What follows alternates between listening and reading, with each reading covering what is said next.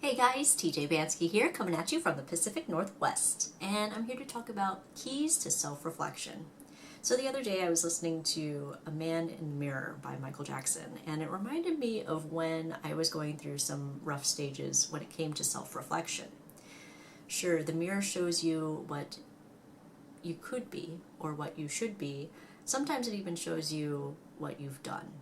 But in the fact that you should always not take that at face value, but who do you aspire to be? Self-reflection is a little hard to overcome. When I was younger, I grew up with this mentality of everything was my fault. Comes with, the Pacific Islander background, comes with the Asian background, that guilt that you're not spending enough time with your family, you're not doing this, you're not doing that, you're not aspiring to reach other people's dreams for you. But that's it. You have to work on you too to help better and help contribute to others. So some things that I learned from this process of self-reflection, I was able to just kind of sit back and write out some things that I wasn't so proud of, decisions that I had made, mistakes that I made, things like that, and really just kind of figure out what was it that made me, made me feel like that. So one of the things is that to look at the mistake or decision as it was and don't live in it. What does that mean exactly? So when you're reflecting, you look at it as it was.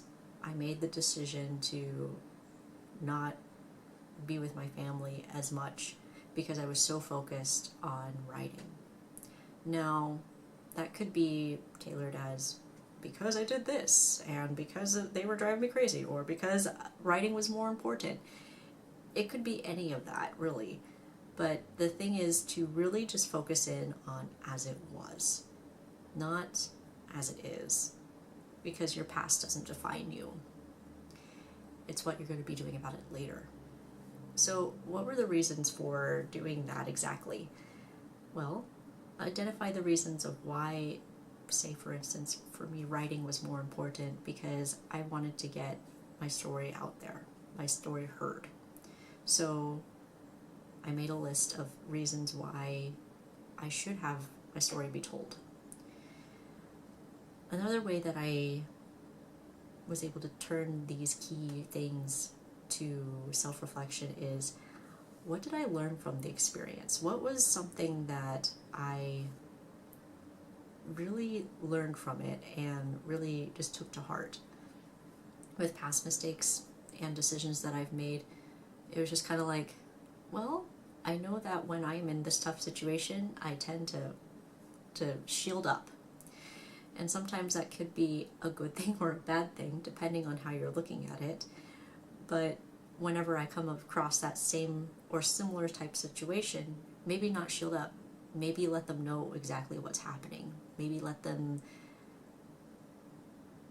see my vulnerable side and express my feelings more. Now, another big thing is to, once you've identified, say, the decision or the mistake that you've made, flip the script. So what is the story that you're telling yourself? That you're a horrible person because you made this decision, you did this because of this. I know it's pretty vague, but spin it to a positive. I was wanting to be a better writer, so I focused on my writing. And therefore it made me realize that I also needed to pay attention to my family. I needed to be there for them. So it's just kind of flipping that script to a positive. How does it make you better? And not that you're a horrible person, but that you are a stronger person because you've gone through that. The last few things are, what are you going to be doing about it now? So say you made a bad decision or mistake in the past. What are you doing about it now? Are you sulking in it? Are you letting it consume you? Are you letting that depression or that doubt hit you harder and harder?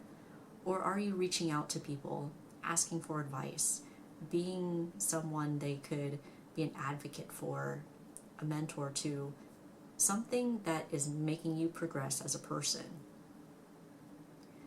For me, I reached out to a lot of mentors and got some counseling, things like that, and I was able to help, I guess, change my mindset from not to that it's all my fault, but it's to it. Everyone has a play a part in it.